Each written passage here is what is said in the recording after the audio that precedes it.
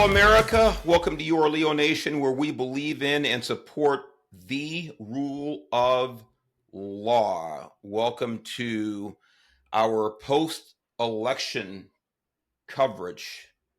And there's a lot to cover. We're not going to get in too deep in the weeds with everything because I know there are a lot of people out there talking about what happened in the election and what this meant and why who got voted for, blah, blah, on and on and on and on. And those things are all important. They're very important. But we're going to touch on some of the things today that really stand out to me and do a little reflection and maybe a little bit of looking into the future as well. So joining me today are some familiar faces, not very attractive ones, but familiar. It's like kind of seeing Bigfoot and a clown, but here they are. But our good friend Anthony Jackson, who's often behind the scenes and often in front of the camera as he is today. Welcome, Anthony. How are you? I'm doing well. Thank you for having me today on this beautiful, glorious post-election. Thank you so much. Well, I think it is beautiful and glorious. And I'm sure my big brother there, Danny Garrett, you feel the same way. Danny, welcome. Oh, good morning. I'm just feeling great today. Absolutely. Well, we are, and so are 70 plus million Americans right now. Maybe more than that, but those are the ones that we know voted for Trump, which is an interesting thing about the number.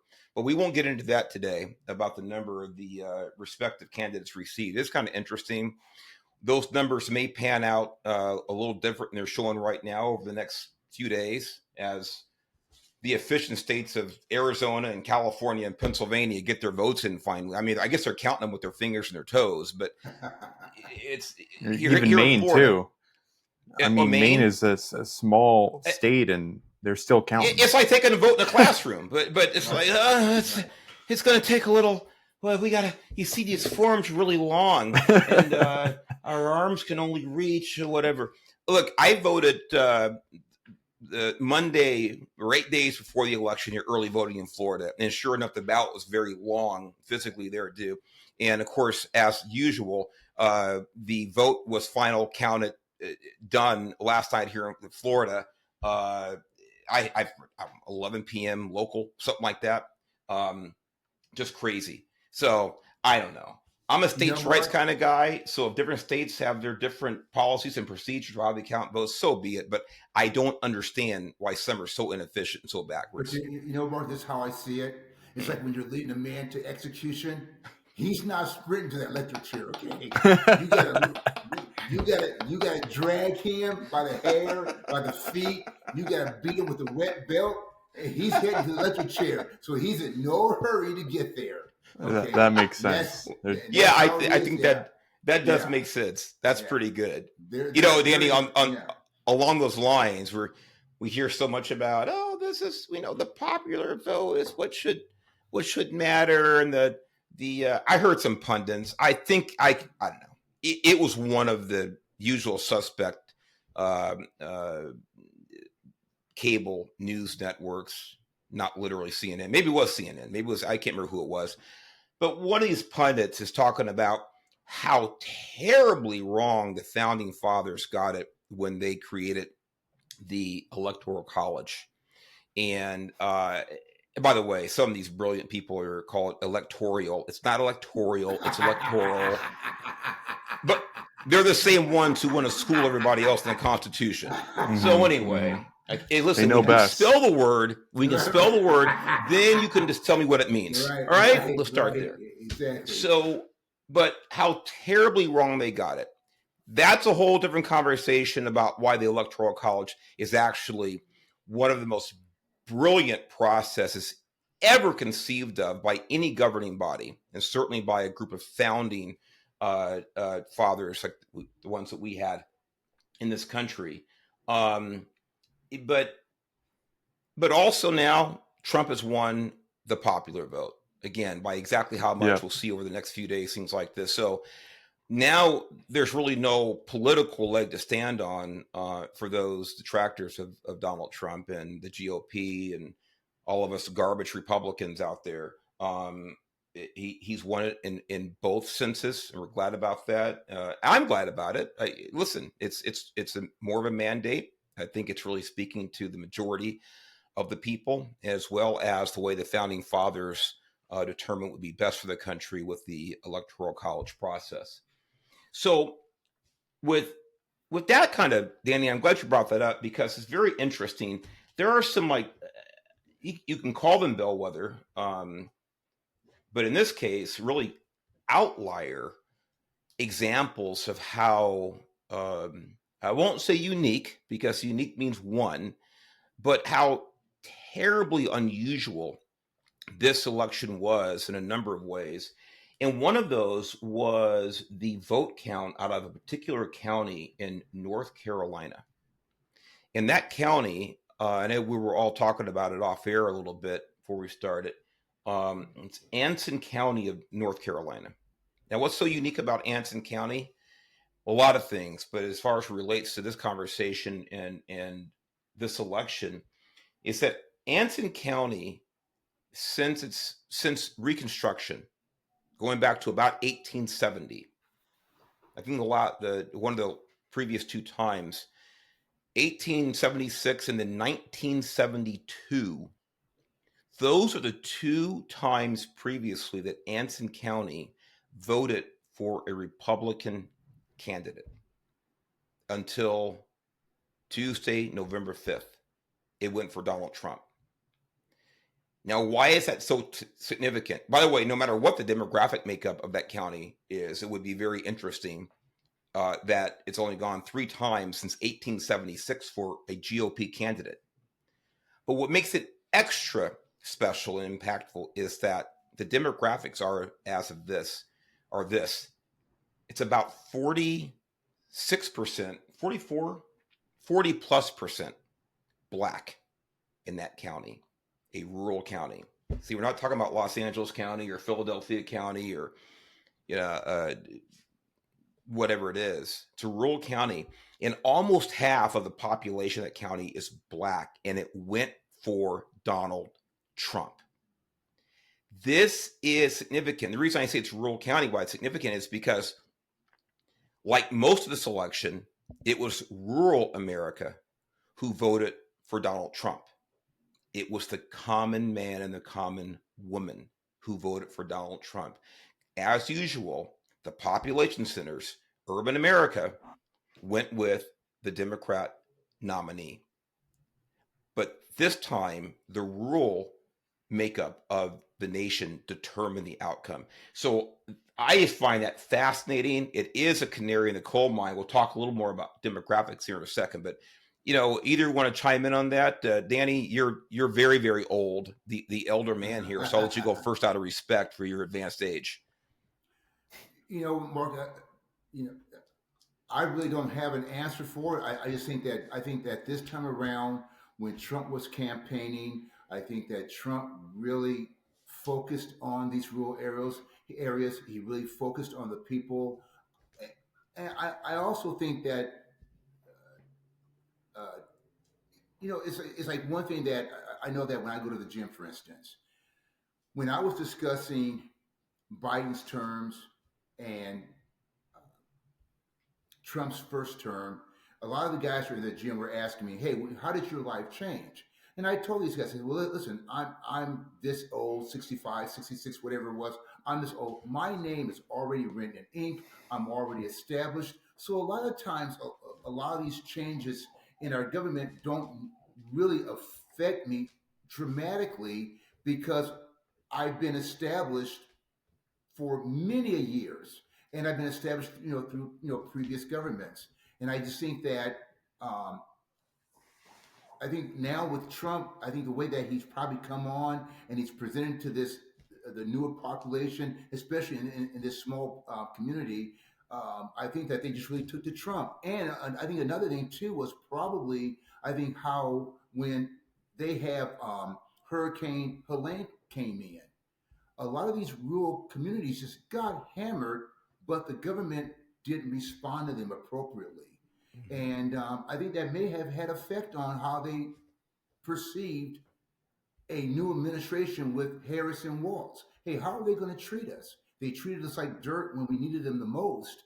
How are they going to treat us when they get into office? So that, I mean, that could have been a determining factor.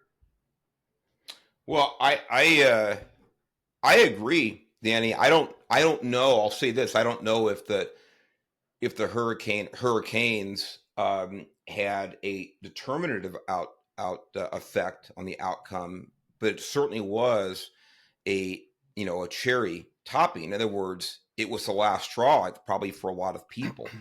I think we were already headed this direction before the hurricanes, but I think you're 100% right. It really illustrated.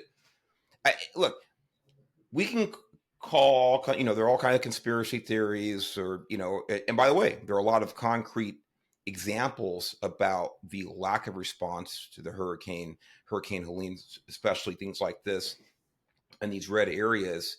Whether that was a conspiracy, let's put it that way, on the part of the Biden administration, things like this. Again, I'm not even going to address it because certainly right now it's a moot point. But what it did demonstrate, what's concrete it demonstrated, was the inefficiency and ineffectiveness of the federal government. Right. This is what it did. So I'll tell you right now, it's like hate crimes. If someone shoots me in the back of the head because they're just crazy, or they shoot me in the back of the head because they don't like minorities, I'm still dead. The outcome is the same. And this is what so many rural people living in rural areas saw with these recent disasters. About, my God, why am I relying on the federal government? We have NASCAR drivers, and we have entrepreneurs, and we have individual people from churches coming in to help us, and the federal government cannot do this more efficiently. Why am I supporting these entities? So it's a good observation, Danny, and I think that again, if it didn't change the outcome, it certainly enhanced the outcome. Anthony, I knew you want to chime in.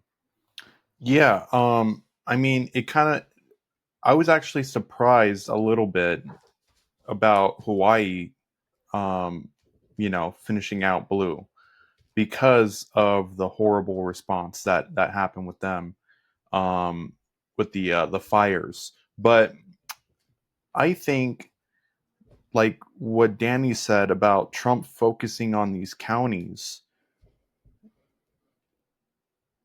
if you think about it, I mean, I don't know the history of North Carolina, but I know that I don't know how many counties they have and stuff like that, but I think because I watched the Joe Rogan podcast with Fetterman, and just to get his perspective on things, and he talked about how, and I'm giving him credit for this on this info.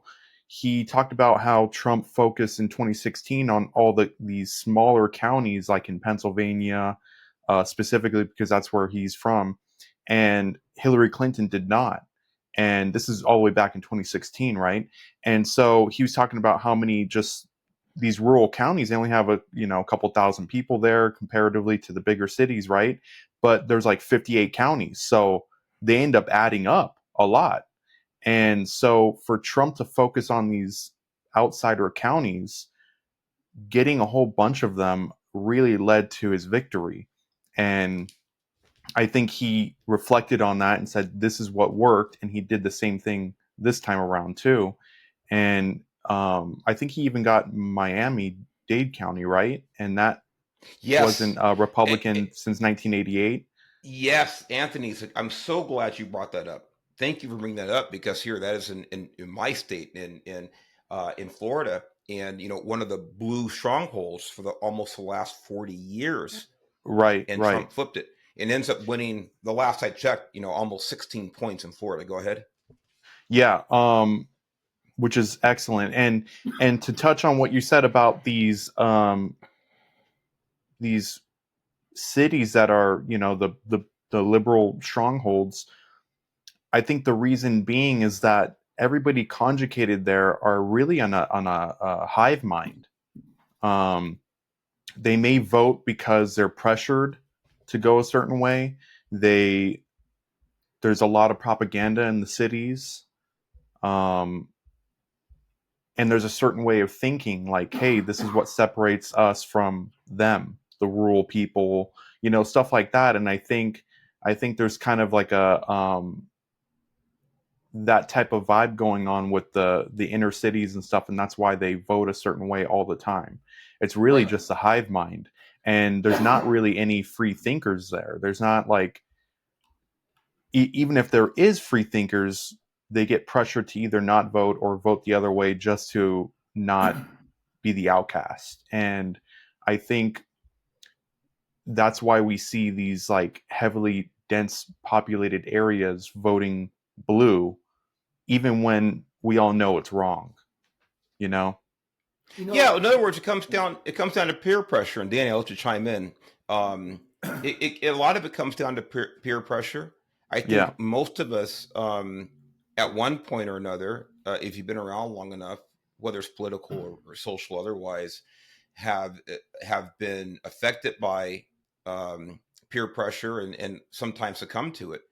But when you succumb Yeah. to it in this sense, when it comes to presidential elections, when you're actually voting against what your mind tells you to do, that's a real problem. So I'm sure there was some of that. Obviously, was it enough to affect this election? No, but it's a real deal. Danny, go ahead.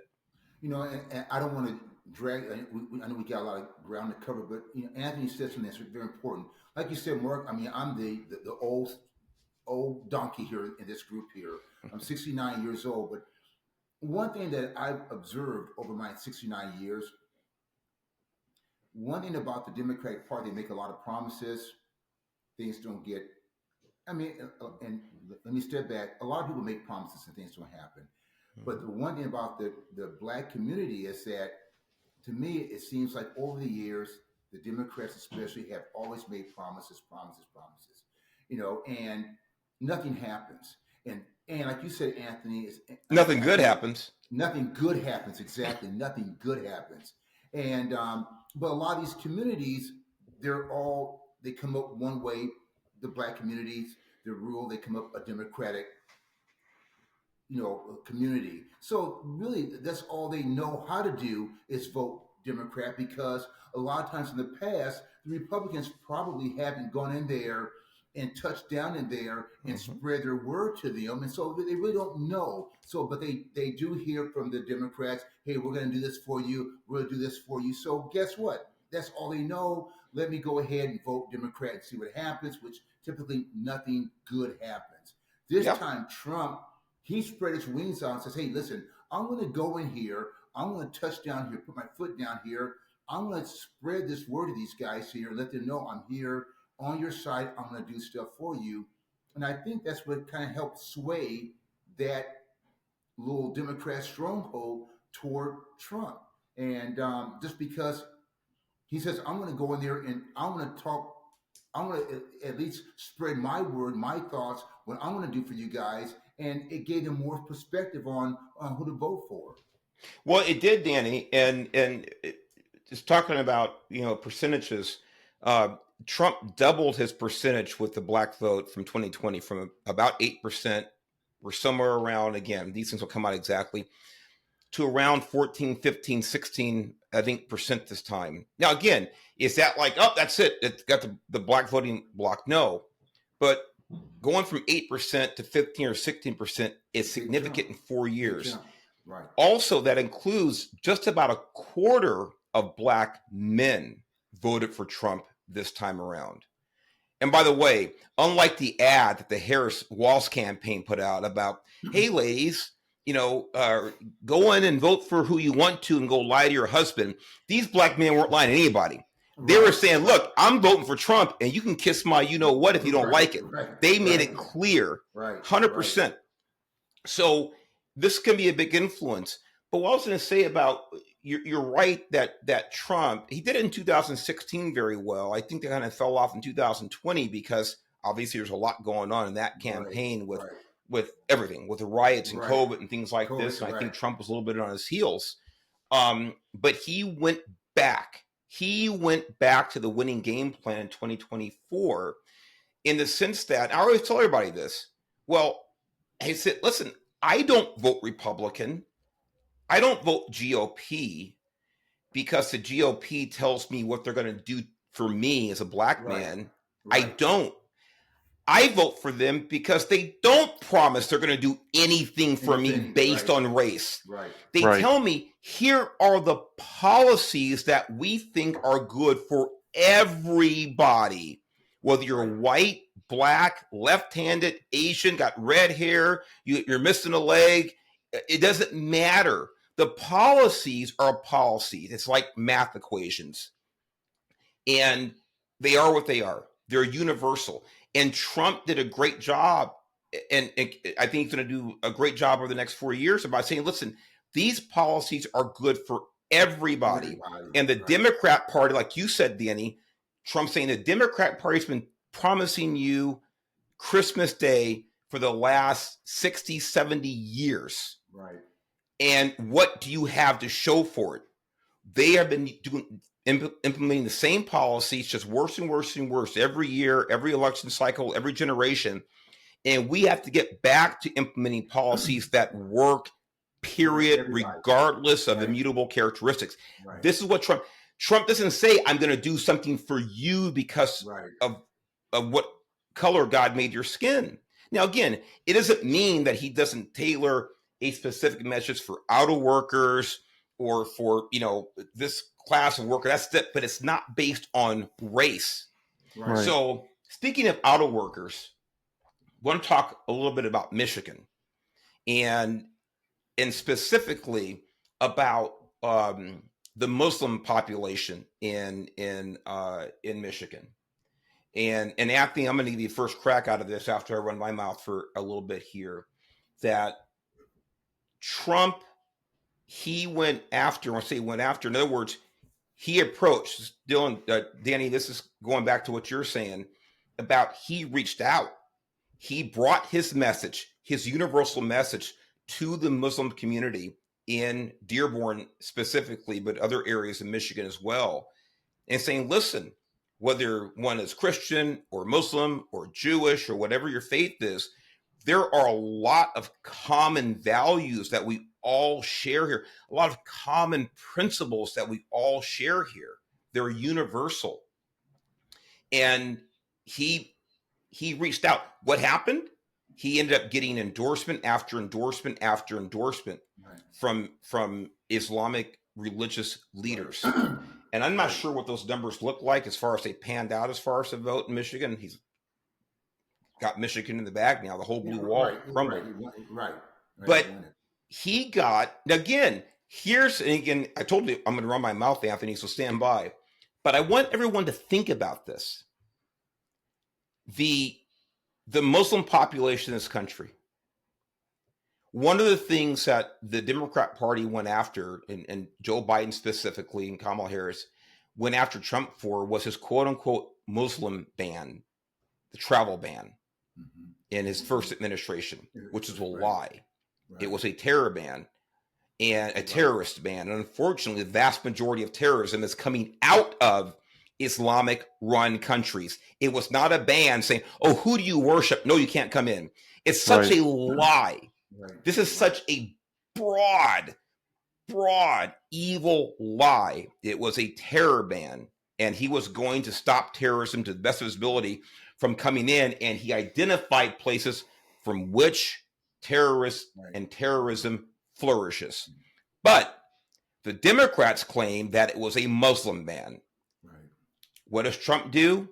He goes right to the source, and he talks to, communicates, engages with the Muslim community, and now has massive endorsements that I'm sure that helped him win Michigan. This is the irony. He's not afraid of going right into the heart of the fight, the argument, and taking these things head on. So, Anthony, with that, I'll let you chime in about the Muslim vote if you want to. Yeah, I think people seen right through Kamala Harris trying to cater to both sides, Israel, the Muslim population, and there's a small news story, and there's a Muslim influencer. I forget his name. I don't know him well at all, but I guess apparently the Kamala Harris campaign booked Kamala Harris for his show, and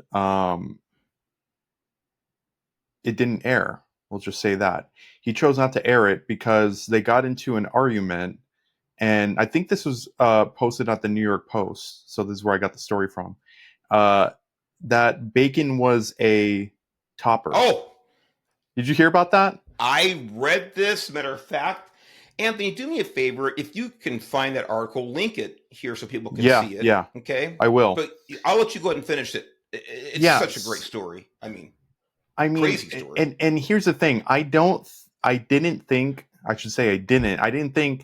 Kamala Harris was actually stupid.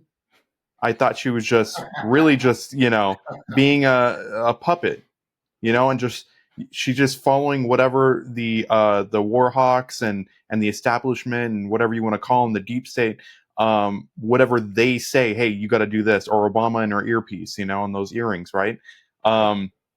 We don't know, but we know that she's definitely doesn't want to show her true self. And Anthony, I want to give you a chance. I want you to be clear for the audience who didn't see this article, read about it. And I will if you don't want, or you choose to. But if you can tell me really about the bacon, if you remember, because I do now. I read this 2 days ago. Okay, well, you know what? Feel free. You explain it a little bit better. So real short. She's being interviewed by this. It's a Muslim influencer, correct? Yeah.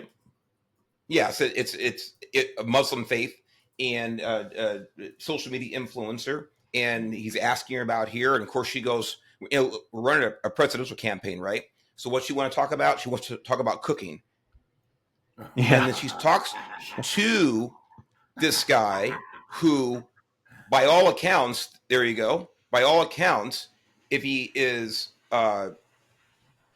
follows his faith, just like Jewish people. Kareem Rama. Mm-hmm. Doesn't eat pork. Something. He doesn't eat pork. So she starts talking about how she uses bacon as a spice when there we go. Look at this. Yeah, I have it highlighted right there. When she prepares it a certain way and gets crispy and it's really intense flavor and so forth and so on. And I think she asked him if he likes bacon or something to that effect. And when I saw this, she said, "Think about it. It's pure flavor." It's pure flavor. It's pure flavor. And I got this. I said, this can't be real. A friend of mine sent it to me. Yeah. And I replied back. I said, this is some dialogue that Mel Brooks would have written in the Blazing Saddles. I mean, am I wrong? This is what Mel Brooks would have written in the Blazing Saddles 50 years ago. It's the most absurd. And by the way, from his point of view, I mean, maybe he wasn't offended. So I just think like saying, this person's off her rocker that she's asking me if I like bacon or whatever. Again, like me, I wouldn't be offended. I'm just saying. Maybe when she fries it, maybe it's different. I don't know. Well, yeah, maybe it's different. Maybe, I don't know. Maybe it's pork light, and I don't know. Maybe in the Quran, maybe in the Torah, there's some exception for fat-free bacon. I don't know. But in other words, it's the simple sensitivities to people. It's like you would actually do this to someone whose faith doesn't allow them to consume that type of food. That you're this clueless, this lack of ability to think on your feet. So it's like we're not even world leaders, and we know the basic, like, hey, you shouldn't be talking about that. Yeah, we're not even dog catchers. I mean, and we figure. I mean, but it shows the lack of. I don't even say preparation, because at about 60 years old, how would you need? My God, she's married to a Jewish dude. Right, exactly. Yeah. How would you need to prepare for something so basic? Yet she wants to run to be the commander in chief of the most powerful nation in the world and deal with all of these world leaders. It's astonishing. People say that, Trump says all these wild, and he does say wild things. Well, number one, he'll own it. He'll laugh about it. Yep. And say, yeah, I meant to say that. I'll say it again, and blah, blah, whatever. She's just clueless. Now, Right. Anthony, you hit on something a second ago about her trying to play both sides of the fence on the Muslim Jewish war in the Middle East and the cultural differences. Again, we can talk about why Trump won this election. We've done that a lot, but I also want to focus on why she miserably, crash and burn style, lost this election. Yeah. So with that said, do me a favor, play clip 1. Now I'll set it up. This is a campaign ad that she ran, and it's addressing the same topic. One ad is in Michigan and one ad is in Pennsylvania. Anthony, go ahead and hit it.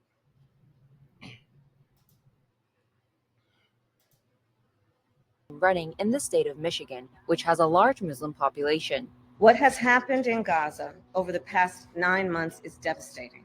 We cannot allow ourselves to become numb to the suffering. And here's the ad she has been airing in Pennsylvania, which has a significant Jewish population. I will always stand up for Israel's right to defend itself, and I will always ensure Israel has the ability to defend itself. Spot the difference? Well, a CNN investigation has revealed that Harris has been promoting different messages on Gaza and Israel depending on the Muslim and Jewish populations of the state she's advertising in.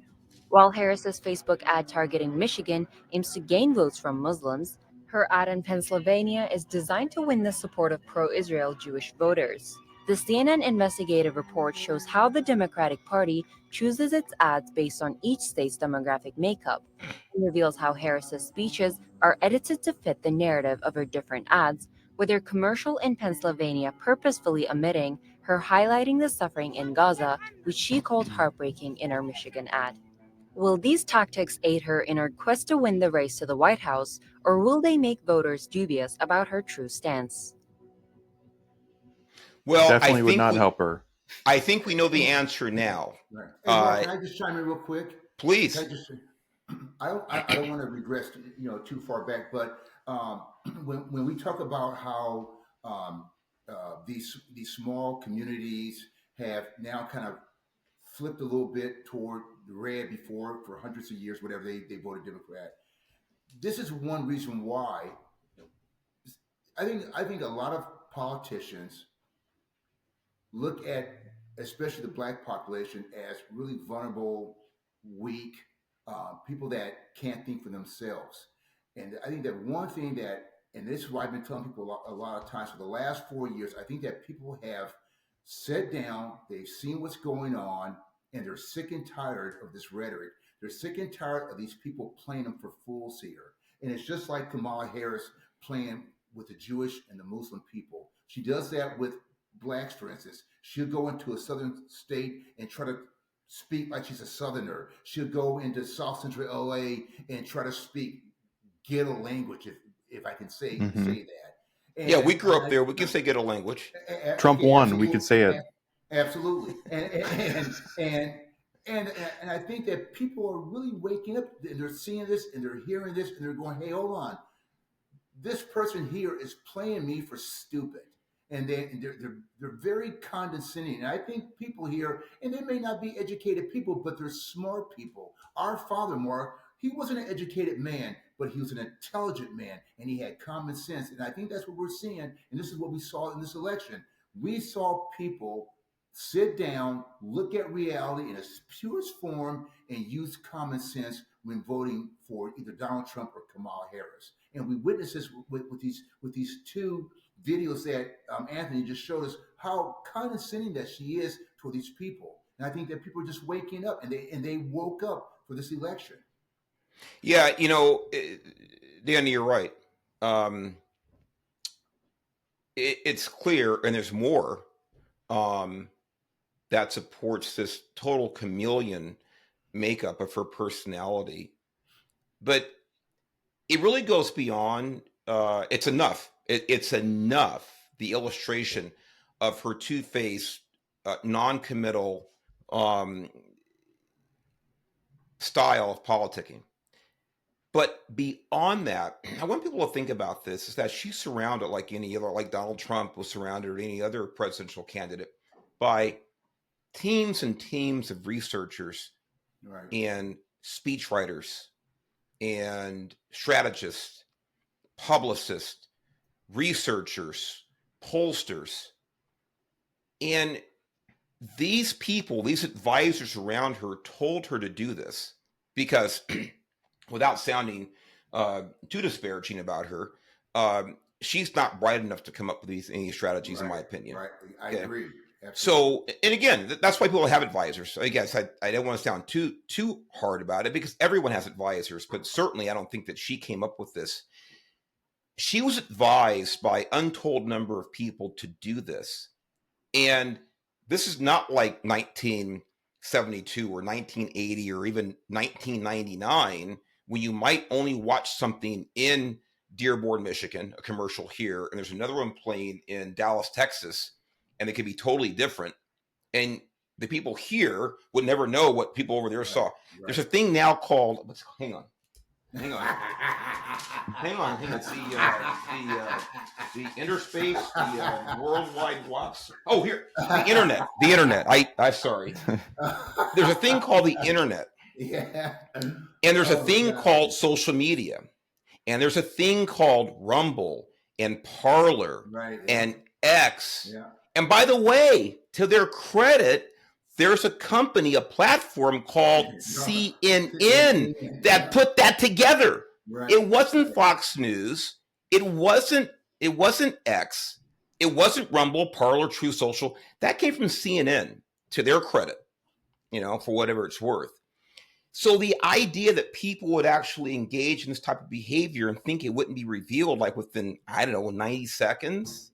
Right. And then it goes back to the opposing, for lack of a better word, but to the opposing group, the other demographic that's being catered to here, that they don't see what's going on over there. It's mind-boggling to me that any candidate would take this type of political risk.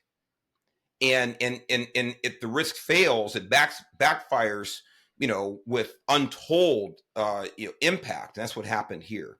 I do want to move on. Anthony, do you want to chime in on that at all? Thank you for playing that for us.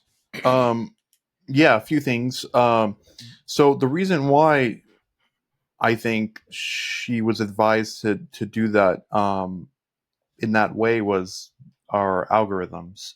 They trap us into a little bubble, and they do a good job of not showing the other side, especially with people who aren't intellectually honest and they just want to see all Trump derangement stuff.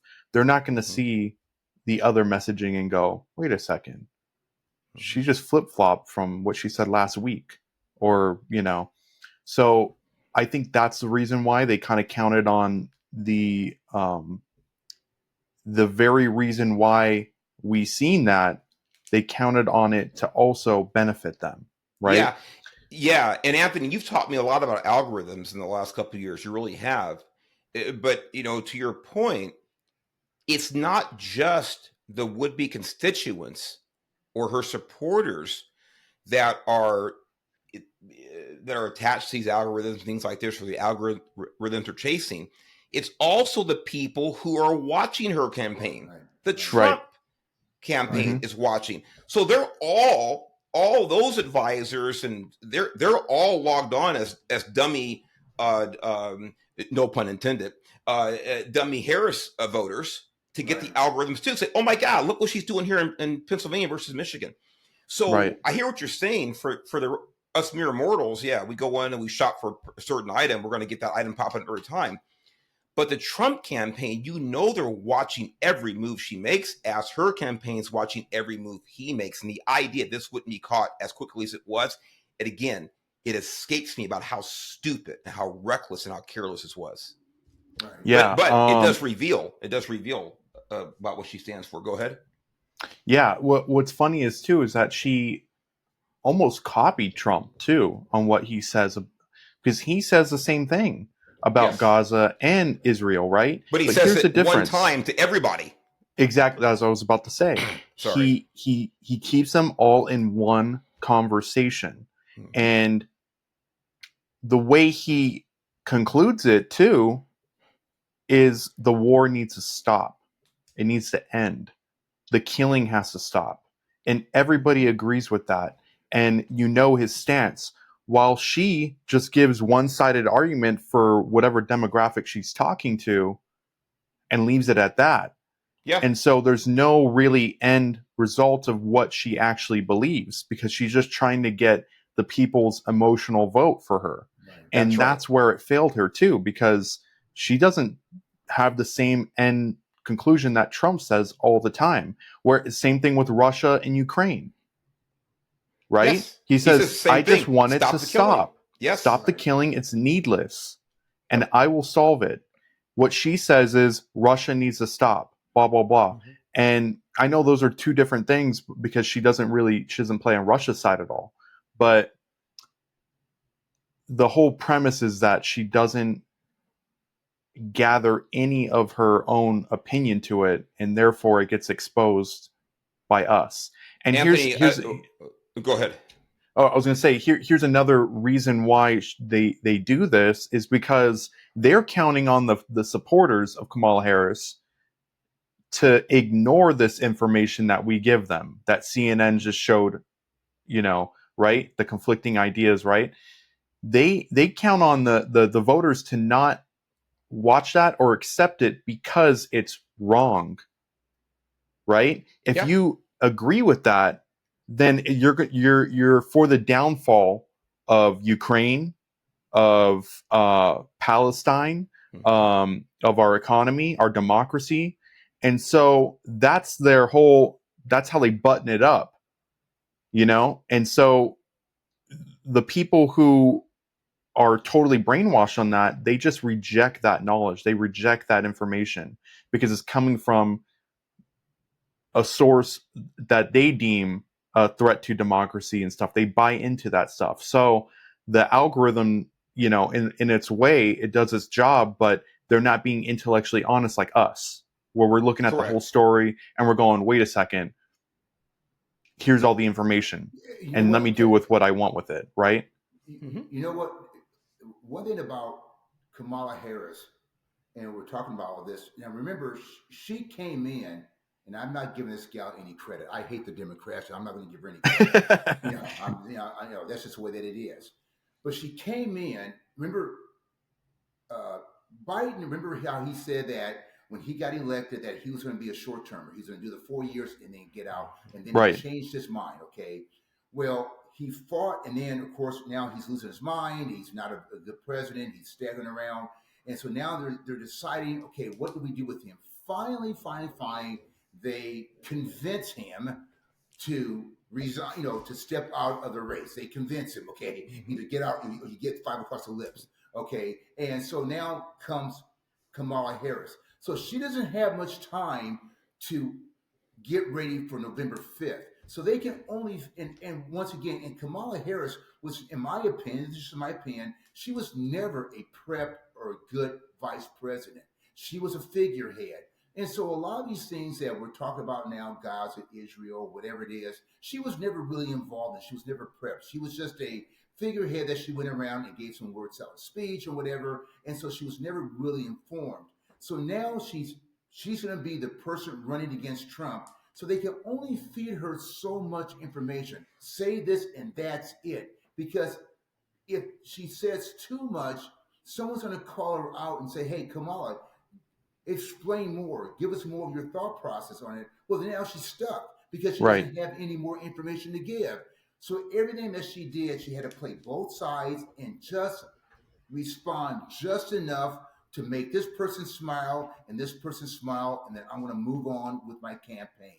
She was always vague in everything that she did, and that's just how I perceive Kamala Harris, because she came into the race way too late, and it's like we don't have enough time to make you smart. That's almost an impossible task. That's like a plastic surgeon going, listen, Danny, I want to make you good looking. Well, that's an impossible task. Okay. Wow. I don't have enough plastic on the planet Earth to help you out, dude. And so that was the same thing with Kamala Harris. We don't have time to make you smart, but we have just enough time to give you these little tidbits to go out and say, make people smile, make people clap, because the Democratic following won't even question you. And I think that's just how I perceive Kamala Harris. Well, If Danny, that makes sense. yeah, no, That's it makes total sense about the information that they had to feed her.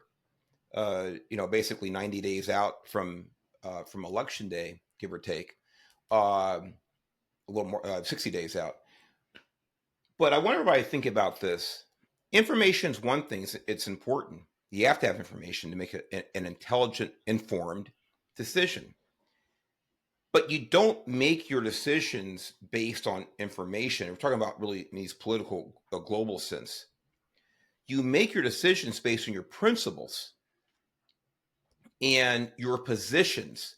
Now, again, there are times you make your decisions purely based on information. Okay, hey, this costs this much, this costs that much, and you can get it by Thursday, or you can get the cheaper one 2 weeks from now. That's not really a principle thing. Do I want it now for more money, or do I want it less 2 weeks from now? Okay, that's purely information. Right. But when we're talking about the Ukraine-Russian war, we're talking about the Palestinians and Israel, we're talking about economics, you have to have some foundational principle. Hey, what do I believe? Do I believe in more taxation?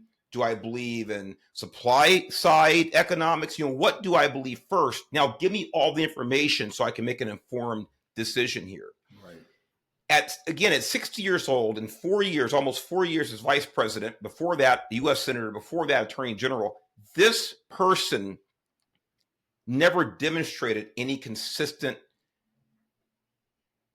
clear principle or positions. Never. This is why I'm going to give you an example of that in a second, another example of that.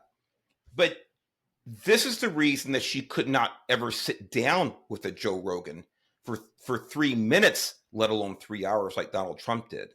This is the reason that she would crumble under the pressure of the three of us, or either any one of us in a one-on-one conversation, asking about this position. And this is not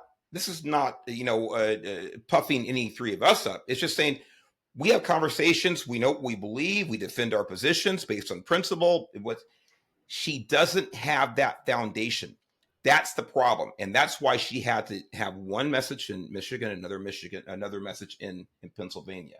So we're going to get to one more example of her, which I think, in other words, it's another very, very clear lack of ability to articulate a position, a stance, a principle.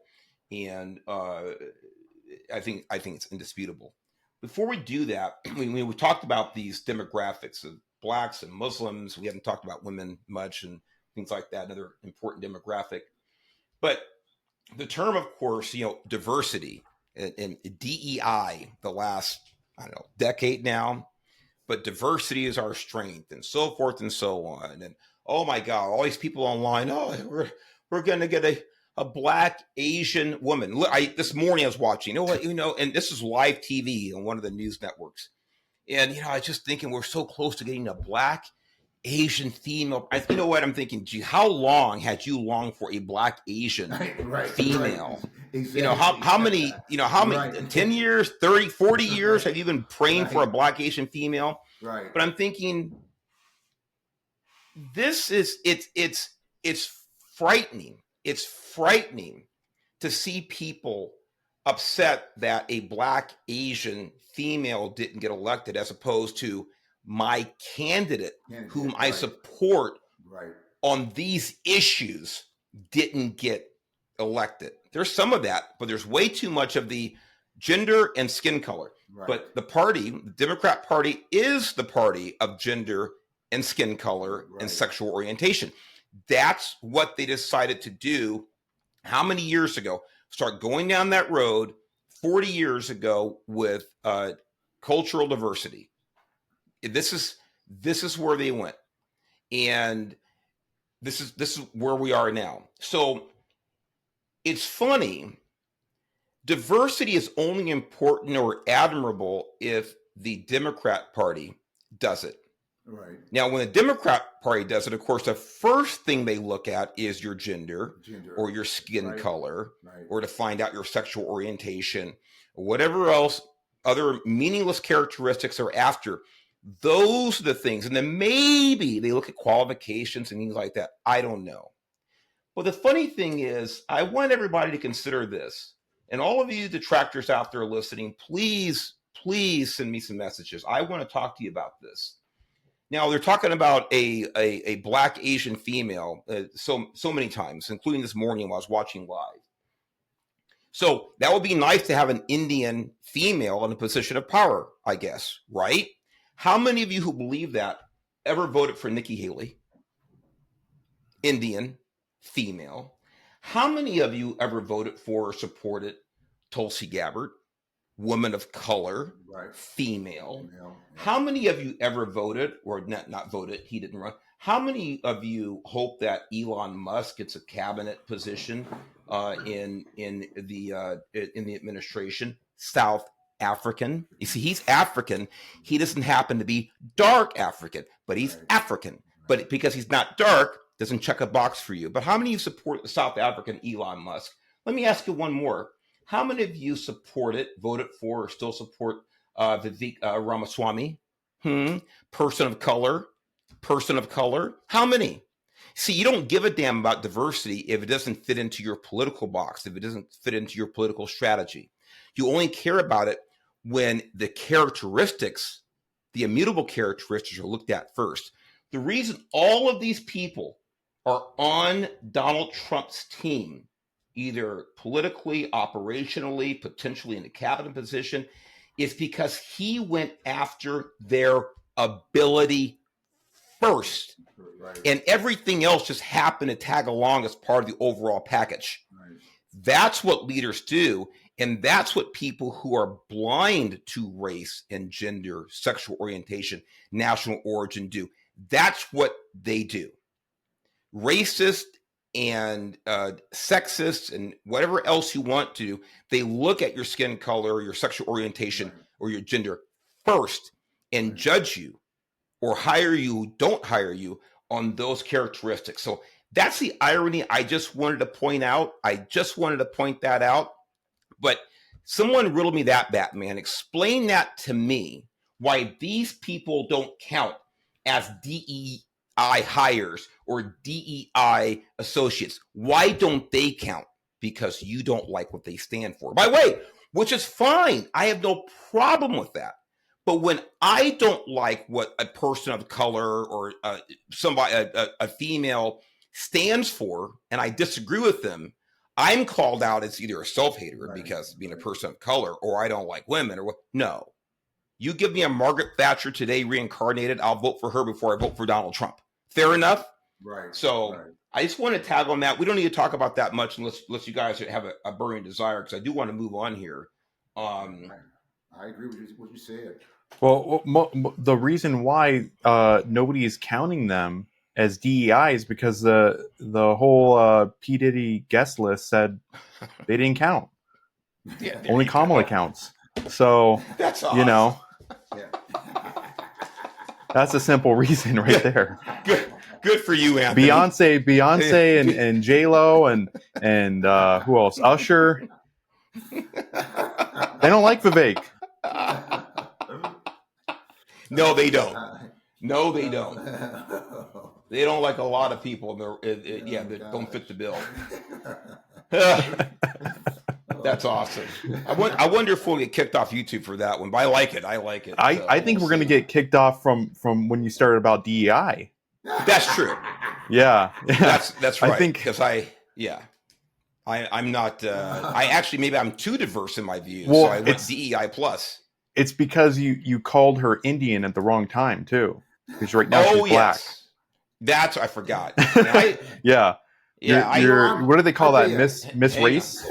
Hang on. Let me get my DEI to English dictionary here. I forget which. It's like a cipher. It's like a code. Yeah. I'm so glad I'm not on social media or anything. I'm so glad I don't do a podcast because they can't kick me off of anything. I go sit on a stool at Starbucks all day. And I've been there. I've been there with you with that roundup down. Yeah. Back then, I think it was only Friday mornings. Now I think you guys go 8 days a week. Absolutely. But I was out there. It was like, including me, it was a whole bunch of geriatrics in lawn chairs out on the sidewalk during COVID. Right. When the sheriff's department was trying to kick you out, he said, "I dare you, kick me out." And they walked away. That was a lot of fun. They walked away. I love it. So this is, yeah. You know what, Danny? We should do a live podcast from your powwow out there. Oh, we should. Yes. Oh gosh. We should definitely do that out there. Straight from Starbucks. Yep.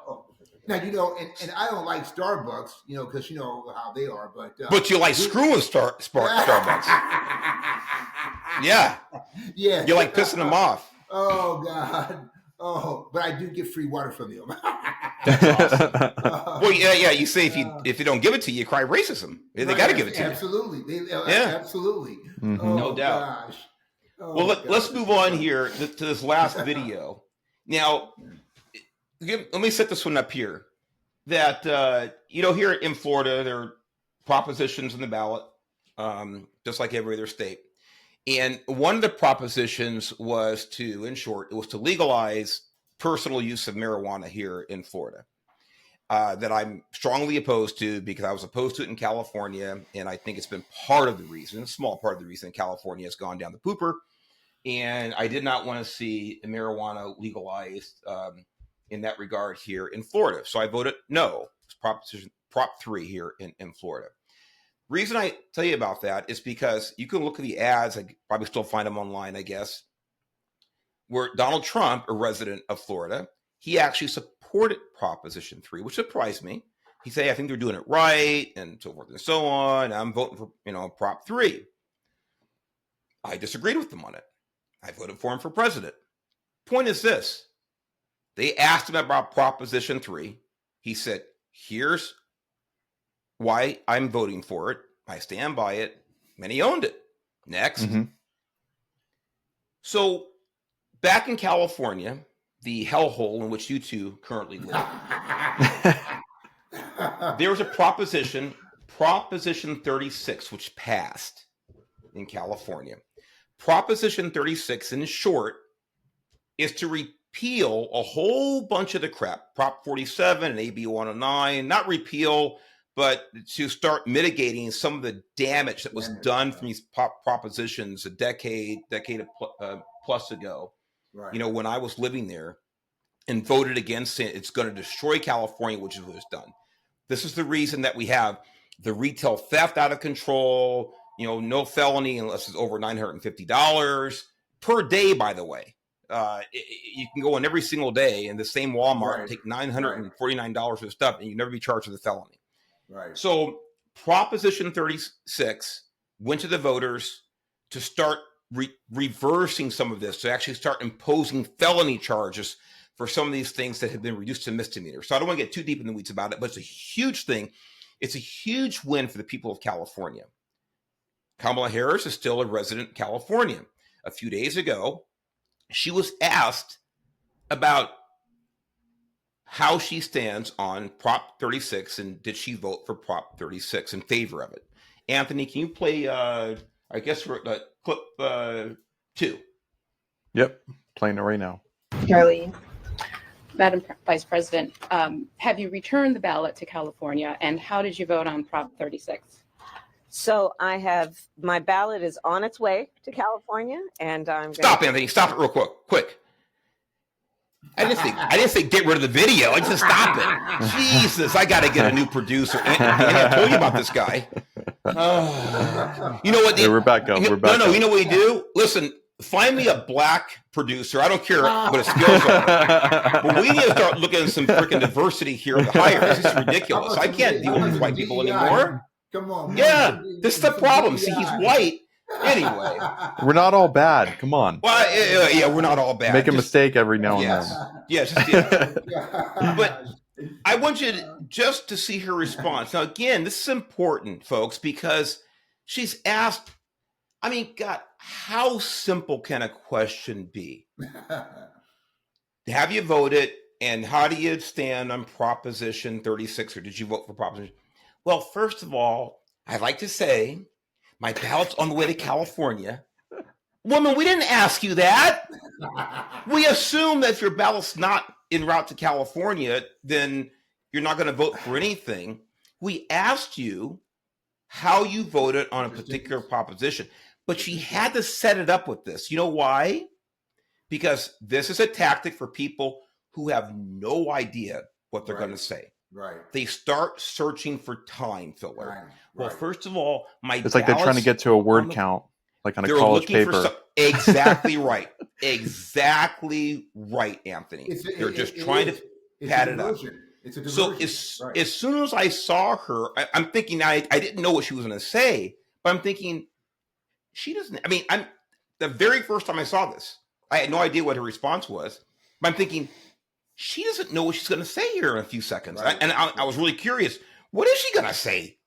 So with that, Anthony, go and start. It's a very short clip. Start over again. I'll shut up this time. Let it play out. Darlene. Madam Vice President, have you returned the ballot to California, and how did you vote on Prop 36? So my ballot is on its way to California, and I'm going to trust the system that it will arrive there. And I am not going to talk about the vote on that because honestly, it's the Sunday before the election, and I don't intend to create an endorsement one way or another around it. So, but I did vote. Stop. I did vote. Congratulations. Now, would it have been nice if she had said, hey, I'm ready to be president of the United States, but I've chosen not to vote in this election? I mean, no kidding, you voted, lady. Right, exactly. We understand, Right. Madam Vice President, with all due respect, we understand that you voted. Here is my suspicion. Now, again, this is just me talking out of my rear end. I have no proof of this, but I do base it, Danny, and you talked about this, and Anthony, you talked about this, about her inability to wrap herself around any subject. My guess is that she has no idea what Proposition 36 is. Oh, yeah, good call. Yeah, yes. This is my guess. Right.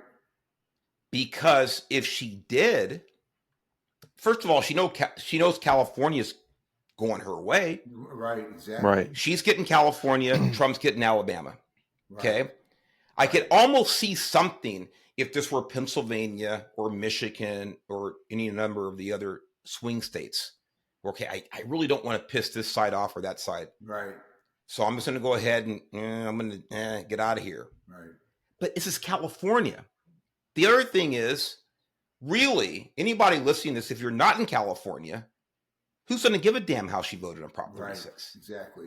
You're not going to care in Alabama. You're not going to care in Pennsylvania. You're not going to care in Michigan. You're not going to care in Florida. You're not going to care in Montana how she voted on Prop 36. No one's going to, she voted for, she voted against it. Right. My number one guess is that she did not know what Proposition 36 is. My second thought is she knows what Proposition 36 is, and she can't remember how she voted if she did vote on it. I mean this seriously.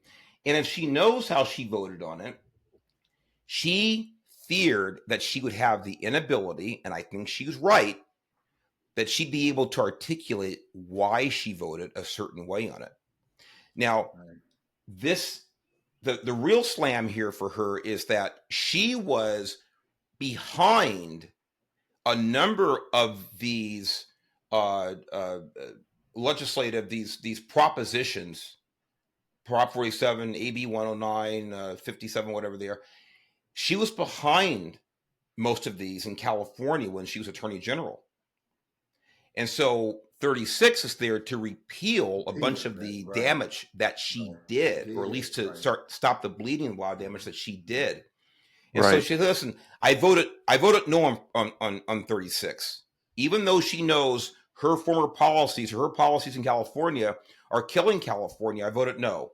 If she says I vote yes on 36, it's an admission that her stuff is going down in flames. Right. Yeah. She was damned if you do, damned if you don't. Yes. So I'm not sure what they are, but my first inclination is she is not well read enough. She's not interested enough. She is too lazy to even know what Prop 36 is, ladies and gentlemen.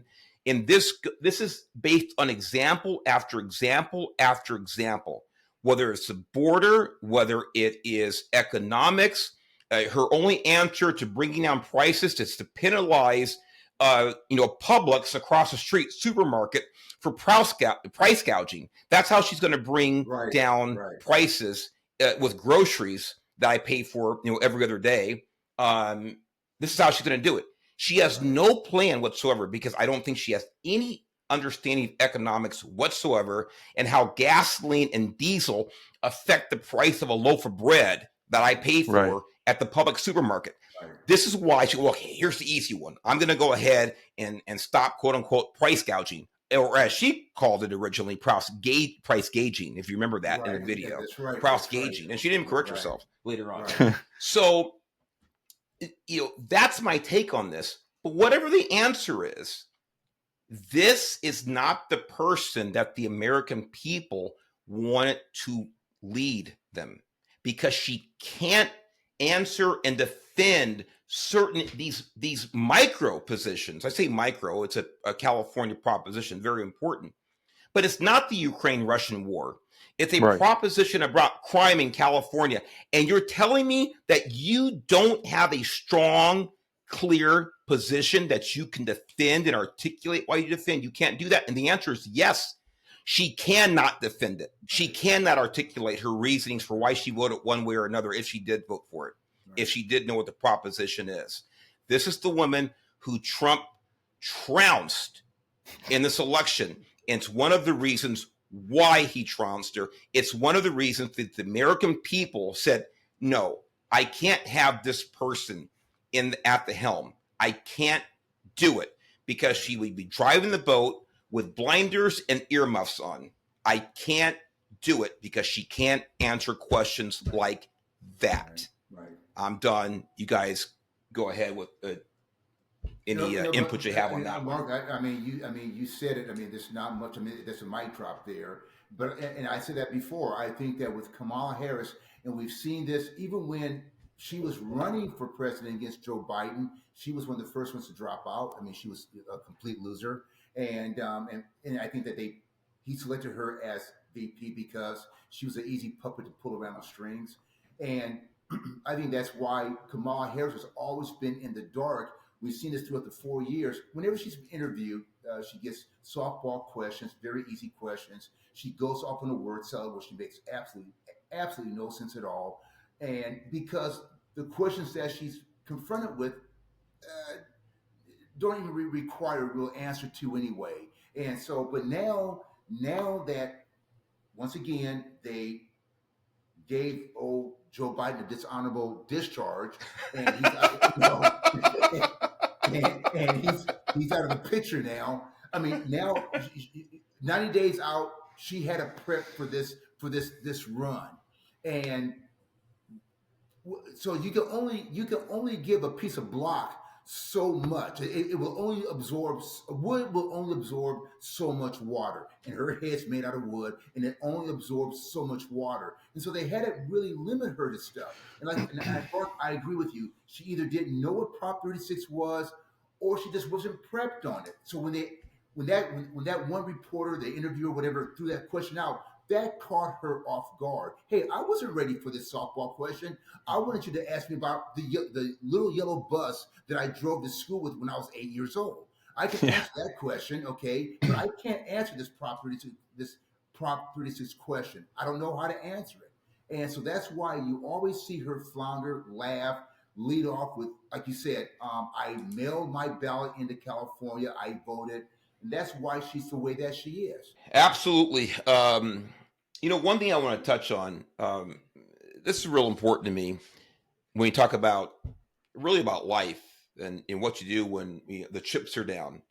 I remember, I'm sure you guys remember, 4 years ago, almost to the day, when Trump lost the election. So we'll just leave it at that. When Trump lost the election, Trump wasn't reelected. And all these things start happening, social media is being shut down, and it's doom and gloom. And I was one of those people. I'm thinking, holy crap. I was beside myself. I was concerned. But, you know, there's a difference between being concerned and rolling over and playing dead and, just giving up. And the reason I want to talk about this is because, like so many other people, I am, I'm thinking, okay, what's going to happen next? What do we do next? How did this happen? So forth and so on. Very angry. Not like the whack jobs on TikTok, I wasn't, but I'm thinking just internally, I was fuming. But I'm talking to, other Trump supporters, other people in the GOP, and they are, because, again, I'm not going to say what happened as far as, was there cheating? There wasn't cheating, whatever. We'll leave that aside. But we do know that a lot of people think that the election was stolen. Okay. That was the narrative. That's whole for a different podcast. So a lot of my friends and some of these people were, I consider really my political mentors from 30, 40 years ago. I really do. And they're saying, we'll never win another election. It's all over. They'll get in. They stole this one. They're going to steal everyone from now because they're going to have the power base now, and we can't fix it. And on and on and on and on and on and on. Now, notwithstanding whether or not there's any validity to actual cheating 4 years ago, I'm thinking to myself when this happened, these conversations, I thought, are you kidding me? You're telling me now that you decided it's all over, that Republicans can never win another national election because you believe, for whatever reason, for X, Y, and Z reasons, Republicans can never win another election. So what do you do now? Why don't we just put our hands up and get in line and say, hey, we surrender. We don't need to have elections anymore because we know we can't win them. So we're just going to go ahead and comply with whatever you say. We'll be good subjects. So you don't put us in prison, you don't kill us, whatever. I'm thinking, are you kidding me? Again, I was upset, but I'm thinking, there's no way that I'm giving up. There's no way that I'm going to go ahead and say we're not going to win the next election. I didn't know if we were or not, but it certainly was not my attitude that we weren't. Right. And I had conversations with a number of people. It's all over. It's fixed from now on and blah, blah, whatever. And I told these people, here's the example I use. I said, go back to the founding of our country. We had subjects of King George, who was the monarch of the most powerful empire on earth at the time, the British Empire. And here you have literally a ragtag group of English subjects that want to break away. And it took them 8 years to finally defeat the most powerful empire on earth. And now you, my fellow conservative, are telling me that we can't win the next election. I got angry, and I got very angry with a number of people and said, what the F are you telling me? And not only was I angry about them just giving up and saying we can't win again, I thought, when you look at what the founding fathers did, when we revere them, when we think about, oh my God, the sacrifices they had, the vision they had, the commitment they had, the endurance they had, the courage they had, you're telling me that we can't exhibit a little piece of that here with the Constitution still intact, at least partially, that we actually have a foundation, we actually have a framework that we can use to legally, politically fight back? Are you telling me that? And I said, what about this? What about being grateful for the fact that we are living in a time that we actually do have to exhibit courage on behalf of this flag? Not this one anymore. This is the 13th, it's ours. But that we actually have to now stand up for the Constitution. We actually have to honor our founding fathers. Say, you know what? You guys did what you had to do. 250 years ago. And now we're going to do what we have to do in 2020 and 21 and 22 and 23 and 24 and beyond. It was, to me, it was scary. It was hard. I was frightened about a lot of stuff, but I also thought this is an opportunity to put to put it out in the line now. Right. To actually do something, to actually be a part of something bigger than myself. It's one of the reasons I started this podcast, because I saw the rule of law being attacked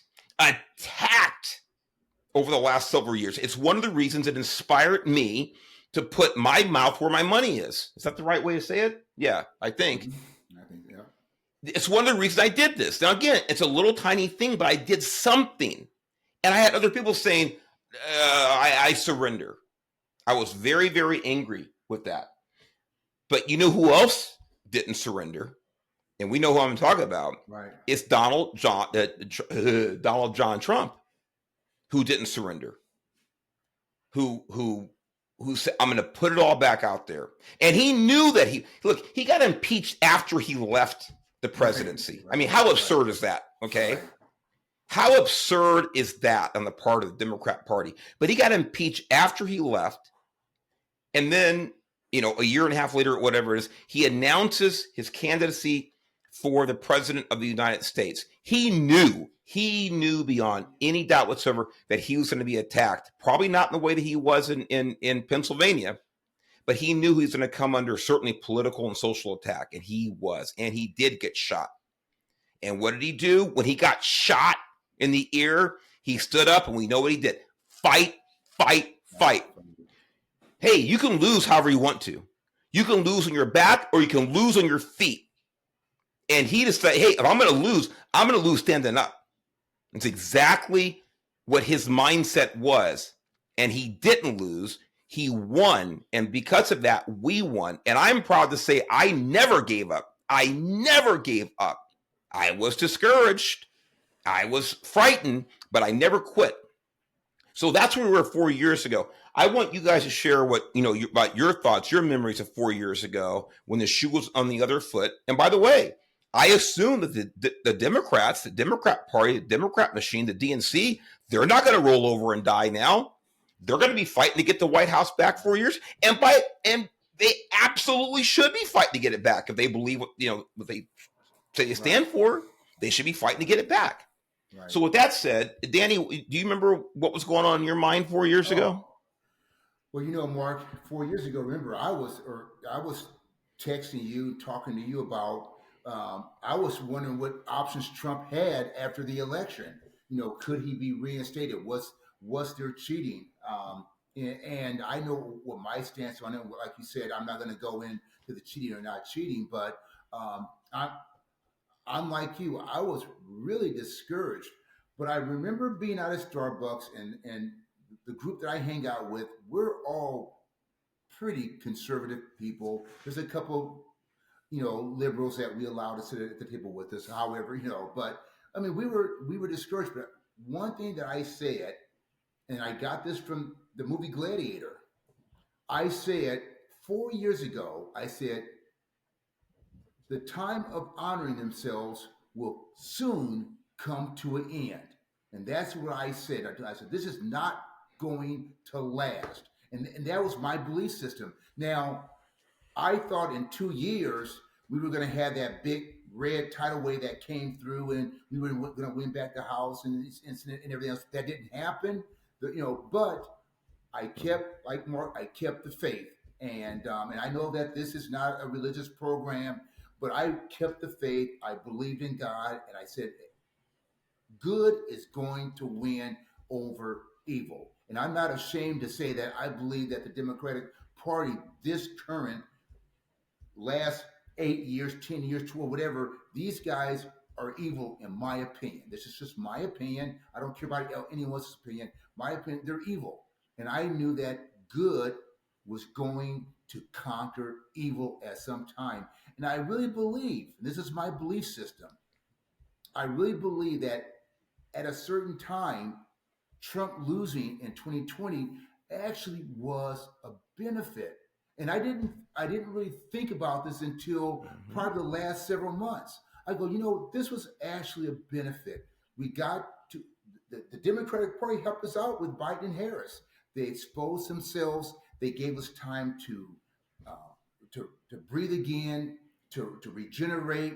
It gave Trump time to look back his 4 years, to think about his next 4 years, what he wanted to do as a president. So I really believe that 2020 was a blessing in disguise. And I'm like you, Mark. I said I'm going to still go to the polls. I'm still going to research.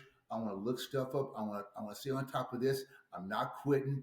And I've never been a quitter. I've never been a quitter. And that's just how I felt. And but now we're here. Well, Danny, it's funny. I actually had my notes about the break in Donald Trump's tenure in the White House. Anthony, I see you nodding your head. So I won't steal your thunder, but I couldn't agree more. So with that said, Anthony, go ahead. No, yeah, I was literally gonna bring that up. It was definitely a blessing in disguise that Trump didn't get reelected in 2020, and just really exposed a lot of the system and exposed a lot of the war hawks of our I should say our government, the rhinos, the bad people that were in there, and I think back in 2020 when he lost, I was the same as you, Mark. I was, discouraged and doom and gloom, but it wasn't like I was like, it's over. Right. I too was like, you know what, we're going to come back and win this. And I knew Donald Trump was going to run again. I know he didn't, it took a while for him to announce, but it was, word on the road that he was going to run again. And I knew he would, because of purely just the way the election turned out. I know you said we'll talk about that on another podcast, but it's like, what happened to 20 million Democrat voters? So they just disappeared like the Thanos snap, from the Avengers. I don't know if you've seen that, but it's like they're gone, and so there's a lot to question on that, and that definitely needs to be investigated, and I hope they do get to the bottom of it. But I felt it was unfair in 2020, and now I know I could see from the 30,000 foot view that it actually was meant to happen this way, and I'm really happy for it. Because there's just a ton of opportunity right now. We have the House, the Senate. We have a super team. We have Elon Musk, Tulsi Gabbard, Vivek, RFK, Ron Paul now is going to be in there, and like there's just so many people that are going to be niched into everywhere we need to fix, and we're not going to just pretend like we're not having record rates of childhood obesity, people dying from diabetes and all this other stuff. Like, that's not going to be blown over anymore. We're going to actually take accountability. And if it didn't happen this way, then we wouldn't even be having this conversation. It would be talking about, what's going to happen in Ukraine, what's going to happen in Israel, and how much of our money is going to be going to those causes that are not going to benefit our own infrastructure. And so just kind of went on a little rant right there about that. But I think this time around, it was like a now or never because of the immigration policy and granting all of these unaccounted for illegal immigrants asylum, which would have been legal for them to do, and citizens here to vote. It would have California-ized the United States. I truly do believe that. And I knew the only way to win, and it makes logical sense, was it to be too big to rig, because you can't just drop off 160, 200,000 ballots in Pennsylvania without people looking. 10,000, 20,000, sure. I mean, that is a lot, but considering the amount of people voting, it isn't.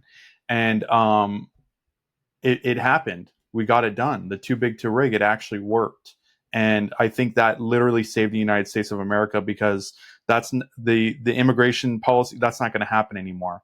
And we need to get back to having real people in control. Donald Trump, his whole cabinet, right?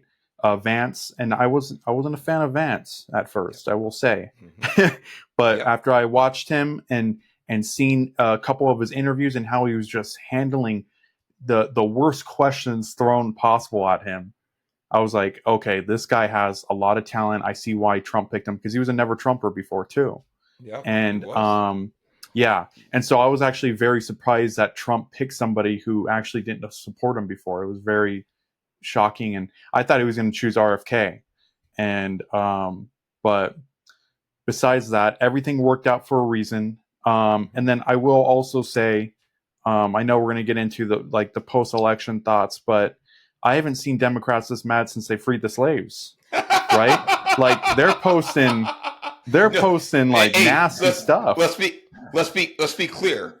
We haven't seen Democrats this mad since the slaves were freed. The Democrats didn't free him. Exactly. That. Yeah. Yes. They, as in Republicans. There exactly. we go. And so, yeah.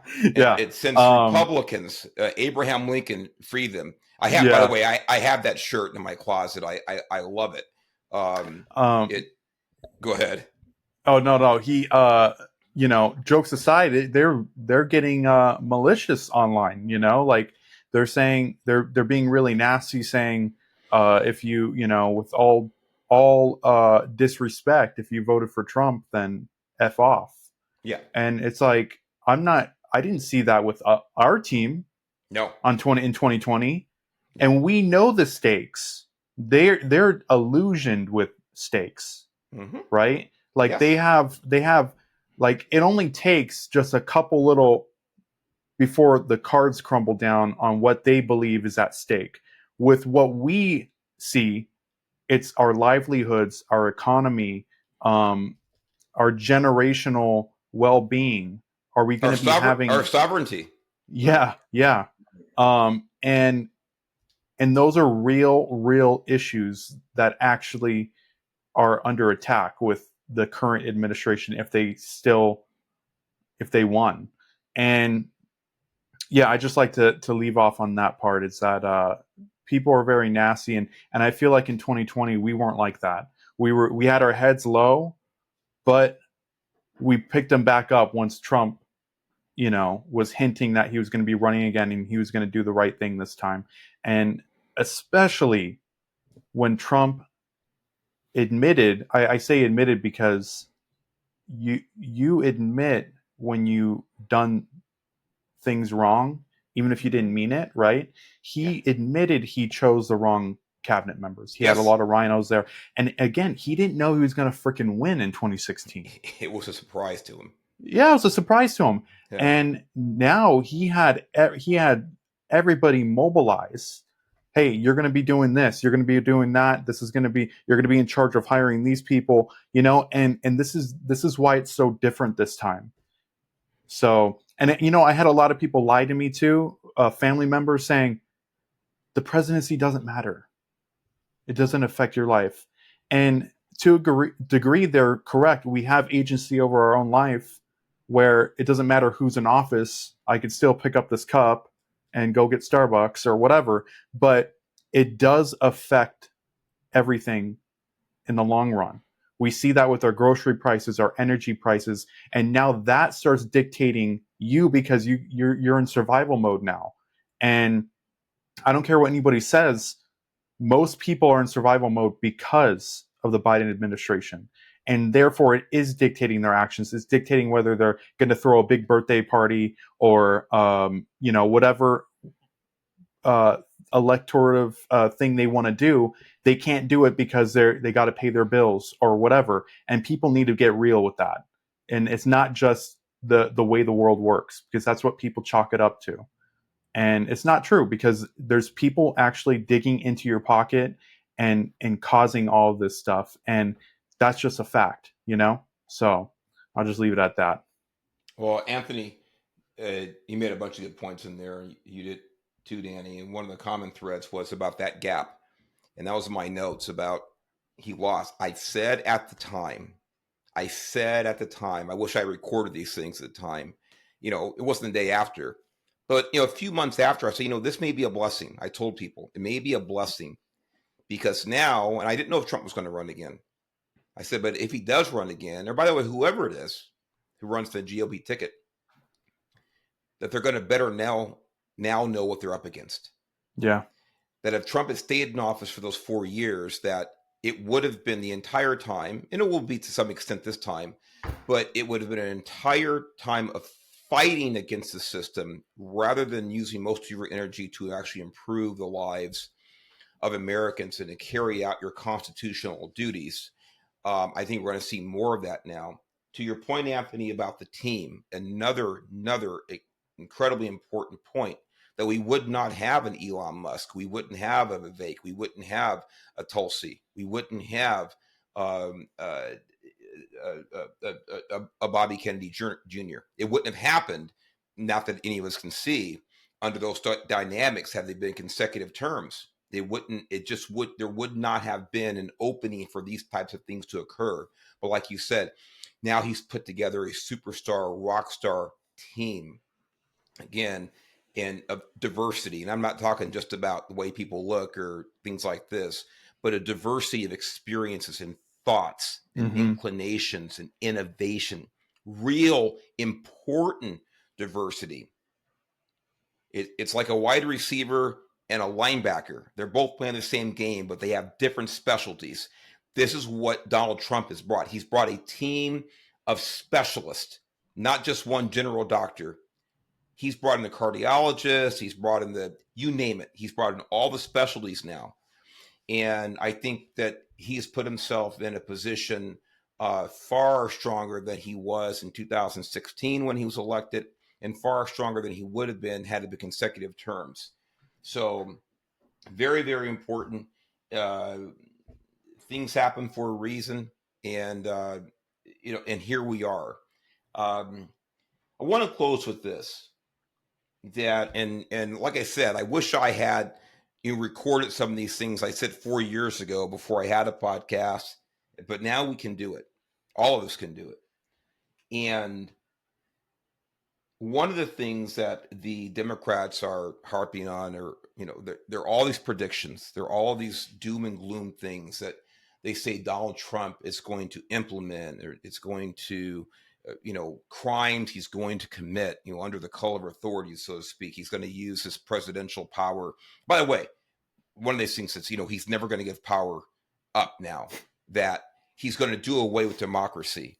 Now, for those of you, you're lying. I tell you what, before you send me, I want you to send me the comments, but before you do, why don't you just go ahead and type in some of the things, even in Google, you can find, even in Google, you type some of those things in about Trump and democracy, about internment camps, about lawfare, about retribution. Just go ahead and type those things in on YouTube or Google or whatever your favorite search engine is. Go ahead and type them and see if I'm lying to you right now about the pundits and political opponents predicting that Trump's going to be a tyrant. Yes, he made a joke about being a tyrant on day one. We all heard the joke. And if you're not bright enough to see that the difference between a joke and a serious statement, then I can't help you. But yeah, Donald Trump says a lot of things that are off color and makes a lot of jokes. And grown-ups can tell the difference between a joke and reality. All right, Mark, it's just like, when Joe Biden was running for office, if you don't vote for me, you ain't black. So, of course, yes. Now, of course, that wasn't a joke. That's what he said. He meant that you're not black. Now, he might say, well, I was only kidding and blah, blah, blah. Yeah, okay, fine. You can kid about something like that, but really? But again, we know that that's what he meant. Right. And by the way, even Kamala Harris implied that he was a racist in the primaries in 2020. Absolutely, in the primary. Actually, I'm sorry, 2019, because she didn't make it to the first vote. So 2019, before she got destroyed by Tulsi, right? Tulsi Gabbard. Exactly, destroyed. Destroyed. Yeah, it's like a candle in a hothouse. It's gone. So, but let me talk about, and there are a lot of predictions that the Democrats have made. that the Democrats have made about how evil Donald Trump is going to be. And again, like I said, why don't you guys go look it up yourself and see if you can't find like that, the things that I'm talking about. But there's one that I want to close with because it is so clearly and obviously a distortion of really the truth. Not only is it a distortion, but it's also, as it's supposed to be applied, what Donald Trump said, it's actually documented that he's supposed to do what they claim is evil. This is the irony. What they're saying, makes him evil, is what he's supposed to do per his oath. So one of the things that they said is that, they keep harping about that Trump wants to, I'm paraphrasing, deal with the enemy within. He wants to get rid of the enemy within. He wants to confront the enemy within. The enemy within. He's calling American citizens the enemy within, and he doesn't like the enemy within. Well, neither do I. Right, exactly. Neither do I. Okay, Right. If there is a crook on my street committing a crime, and I either have a chance to call 911 and stay out of the way or stop the crime, I'll stop it, or I'll call the authorities. If that same crook comes to my house, he's no longer the crook on the street. He's now the crook within. Right. Okay? So both can be true. So let me tell you about this. Let me read something to you. This is an oath that all federal, and by the way, a lot of, I think, state, because I did, in different words, but all federal officials, when they're sworn to office, this is the oath, including the president, that they take. So this is in reference to the enemy within that they attributed to Trump. Trump did say, but they say this makes him evil or makes him a dictator or a tyrant. Quote, I do solemnly swear that I will support and defend the Constitution of the United States against all enemies, foreign and domestic. That I will bear true faith and allegiance to the same. That I take this obligation freely without mental reservation or purpose of evasion, and I will well and faithfully discharge the duties of the oath of office on which I am about to enter. So help me God. I'm swearing to God that I will defend my country against enemies, foreign and domestic. Domestic, also known as the enemy within. There's a reason the founding fathers put this in, by the way, I don't know if it's the founding fathers. It's probably the same oath that George Washington took, or one similar to it. But there's a reason that it's in the federal lexicon. It's because grown-ups realize that all the enemies are not just out there someplace, that you have enemies inside your own borders. By the way, people who were born here that become enemies inside your own borders. Saying that there's a problem defending the Constitution against enemies within, saying it's a problem that's evil, that's tyrannical, these are childish notions. These are dishonest notions.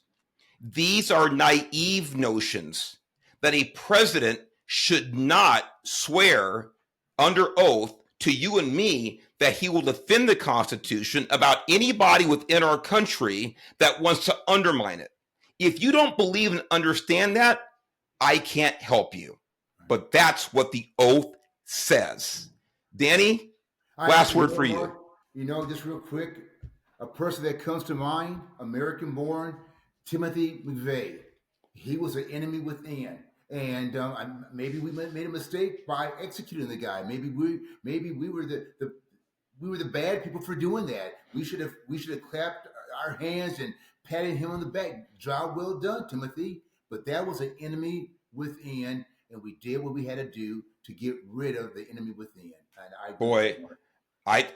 I don't know, Anthony. I hope you can do better than that, because that is a great way to button that one up.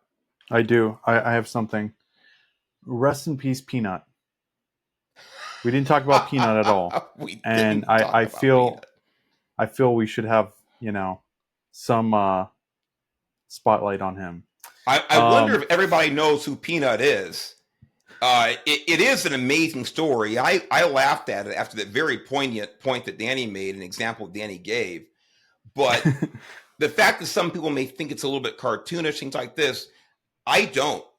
I think that it's incredibly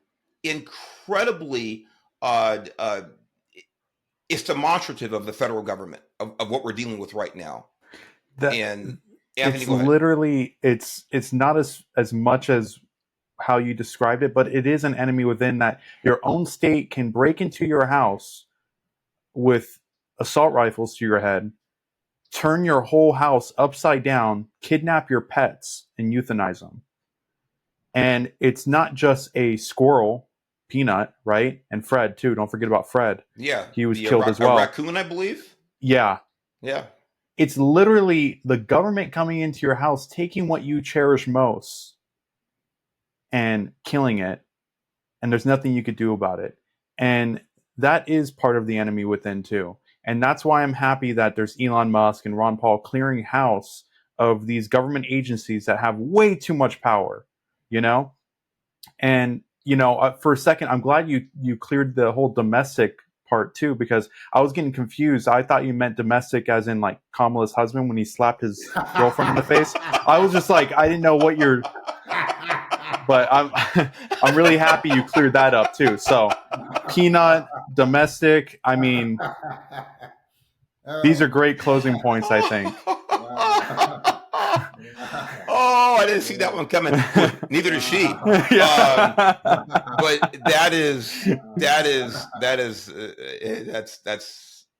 that's awesome. Wow. That's hilarious. Great points, gentlemen. Great show. Listen, if you like what you're hearing, make sure you follow, make sure you subscribe, and make sure you spread the word for Your Leo Nation. We do believe in and support the rule of law. And Anthony, Danny, you both summed it up here about how important the rule of law is. Anthony really illustrating the enemy within can be an official entity as well. Yeah. So we see that as well. And that's coming from a 30-year law enforcement veteran. So I get that. So, but I appreciate it. Again, subscribe, follow, spread the word, Your Leo Nation, rule of law. We're going to hope that we can get some more of the rule of law back in place here with our new administration on January 20th, 2025. For Your Leo Nation, I'm the Chief, Danny.